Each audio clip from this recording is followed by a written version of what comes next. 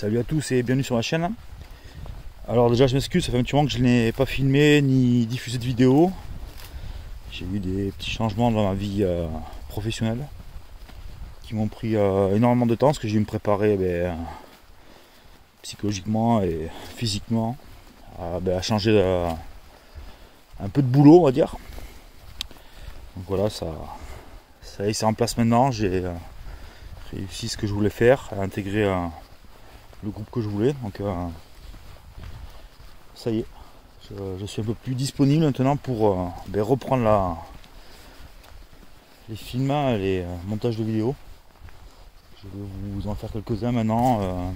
J'espère être à nouveau régulier et pouvoir ainsi vous montrer quelques petits trucs et sortir en nature. Donc dans cette vidéo, je vais vous faire une présentation du Ferro Knife. Donc c'est ceci. J'ai été le chercher chez Terang à Haute-Rive, une super boutique. D'ailleurs c'est une boutique qui est assez dangereuse parce qu'on a envie d'y passer plus de temps et d'y faire flamber la carte bleue. Encore merci à l'équipe pour l'accueil super sympa et la possibilité d'accéder à du matériel de qualité et vraiment bien pensé pour tout ce qui est professionnel et outdoor, survivalisme, bushcraft. Franchement c'est super matos. Donc, je suis parti là-dessus sur le Ferro Knife pour un couteau en backup. Alors j'en ai déjà un de la gamme Razorback. Je vous le montrerai une prochaine fois.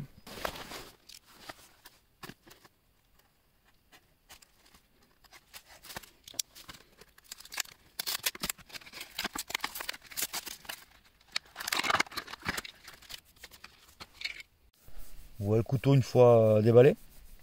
Donc la lame est donnée pour 5,84 cm en acier inoxydable 420J2 avec l'électrode d'allumage ferro avec son cordon qui est ici. Et la partie intéressante, c'est cette encoche sur le fourreau, donc fourreau en Kydex, qui permet d'accéder directement au bord gratté qui est ici. Concernant le fourreau, donc l'étui en Kydex, il y a un clip ceinture qui suffit de dévisser pour basculer de l'autre côté suivant le côté sur lequel on veut porter le couteau. Donc ce petit couteau est donc très petit, très minimaliste, du coup très léger. Il permet donc d'avoir un couteau en backup en port discret. Alors, le but c'est pas de cacher des armes, c'est juste d'avoir quelque chose de minimaliste et discret et d'éviter de se faire repérer avec un couteau à la Rambo dans le dos ou au ceinturon. Et ça permet toujours d'avoir quelque chose sur soi pour se dépatouiller en cas de pépin. Donc là il vous permet d'avoir le coupant et le feu.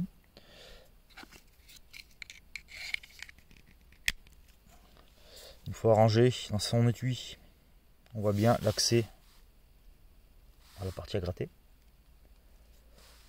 Ce qui est intéressant, c'est l'épaisseur, enfin la largeur de cet accès qui permet donc du coup d'utiliser la barre de ferro qui est fournie avec ou d'en utiliser une plus grande. Alors volontairement je ne vais pas utiliser la barre de ferro ici parce que malgré l'été pourri, c'est encore assez sec. Je voudrais pas faire partir un feu de manière involontaire et ainsi mettre en péril tout un tas de choses. Et de toute manière, démarrer un feu en forêt, c'est interdit. Donc, pour moi, ce couteau a largement sa place dans un kit, on va dire pas évacuation, mais un kit quotidien en forêt. J'en ai un autre que m'a fait mon pote Fab de Razorback. Et lui, je le garde seulement en mode urbain, entre guillemets. Alors je sais bien que si un jour ça se casse la figure, j'aurais pas le choix de me dire non c'est bon, je suis en mode urbain ou en mode outdoor forêt. Je prendrai ce que j'ai sous la main. Je vous montrerai celui qui m'a fait Fabien. Il est vraiment pas mal, très minimaliste et en autodéfense, il est vraiment très sympa à utiliser aussi. Et vous verrez un peu l'utilité qu'on peut en avoir. Donc voilà, celui-ci est vraiment sympathique. Je l'ai payé moins de 30 balles. J'avais eu un code réduc de Terang, de la part de Terang. Super équipe, j'ai été super bien accueilli dans leur magasin à Haute-Rive. Vraiment du super matériel de qualité. Forcément la qualité ça a un prix aussi, hein. Mais vraiment très très intéressant, et une super équipe, de très bons conseils. Merci à Claude pour tes conseils sur tout ce qui était les kits secourisme individuel. Voilà, donc moi j'en utilise au travail, donc ça me permet aussi de voir un peu ce qui se fait de manière plus opérationnelle, avec des retours sur les autres théâtres d'opération. Bon, je vous remercie d'avoir patienté pour mon retour sur la chaîne. Je vous dis à très vite. Je vais recevoir un petit peu de matériel de la part de Dymatex, parce que la grande nouvelle là depuis ces 3 mois, c'est que je suis devenu ambassadeur Dymatex. Donc je peux vous faire profiter de conditions préférentielles si jamais vous voulez acquérir du matériel. Je vais déjà recevoir 2-3 trucs, hein. Je vous en ferai la présentation en vidéo, et vous verrez le matériel haut de gamme que c'est. La preuve en est, c'est que les pompiers en utilisent beaucoup de leur sac, notamment dans tout ce qui est le monde du secourisme. Les forces de l'ordre, on commence à y venir. Je sais que le GIGN utilise certains de leurs sacs aussi. Mais tout ceci sera présenté lors d'une prochaine vidéo. Je vous dis à très vite. Et puis comme d'hab, prenez soin de vous et des vôtres, et à bientôt.